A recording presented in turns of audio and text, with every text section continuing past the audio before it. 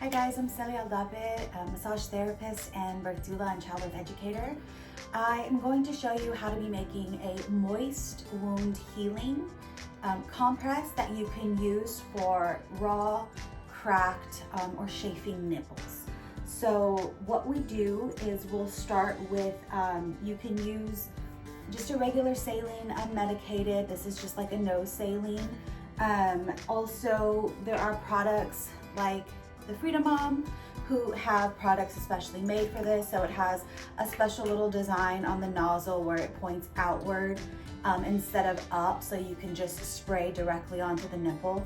Now we like to use saline to start with to clean the area. Also, we know that saline is anti-inflammatory, so it helps to reduce inflammation as well. There are so many different types of nipple balms. I really love ones that are more all natural ingredients for the purposes of healing the nipple area so that you're more comfortable through the initial breastfeeding phase. Just offhand, I have this one here. This is a lanolin one, and it can be used for soothing relief for sore nipples, as well as this Mommy Bliss one, which is also another lanolin ingredient one as well. There are so many different types of cream for nipple care. So you'll just want to use one that's geared more towards your preferences. The way to do this is you'll want to first take your saline spray and you'll want to spray the entire area. Now the saline spray is actually going to help clean the area, and you definitely want a nice clean area before you put a compress on it to reduce the risk of bacterial infection.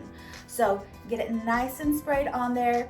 And then the best way to do it is to let it air dry. So if you can let it air dry, if you have the time to be able to do that, that's great. If not, you can fan the area just a little, making sure that it sits on there, because the longer the saline sits on there, the better it's going to help with inflammation. So you can fan it a bit until you feel like it's drying some, and then take a napkin or a towel and then just dab the rest of it dry. Then from there, what you're gonna do is you're going to take your nipple cream. You're going to put generous amounts all over the areola. You're gonna have a nice thick layer going from one end to the other, from one end to the other, just all through that area. Any of the area that is dry, cracked, has been bleeding, is chafed, you're going to apply the cream generously to that area. So it's a nice thick layer of cream. Now the reason for that is because the next part of this uses a disposable breast pad. I like to use disposable breast pads for this because they are much easier to just toss.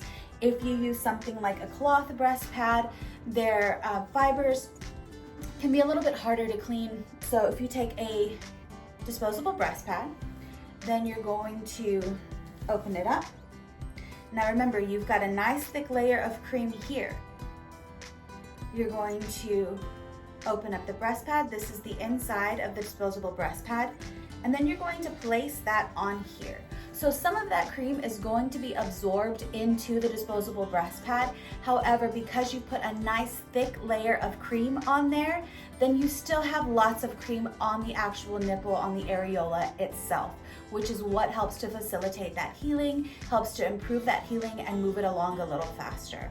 So from here, then you can just, put your nursing bra, clip that back up, and then you wear this until your next feed. Now, a lot of these creams are safe to still have on your breast when you're breastfeeding baby, so there's not a whole lot of need to wipe off. Definitely read the back of your creams and the products that you're using to be sure that they're safe to do so, but your saline spray is safe, and the nipple creams that are made to help heal and soothe the nipples are safe for baby as well. So upon your next feed, you would just take it off. If you want to wipe off any of the cream, you can, and then you could feed your baby. And when you're done finishing feeding your baby and you have a moment to start the process over again, you would want to use a fresh disposable breastfeeding pad, again to reduce the risk of bacterial infection. You definitely want to keep everything nice and clean. So I hope this helps you. I hope this offers you a way to provide healing for yourself as you and baby are troubleshooting your breastfeeding journey.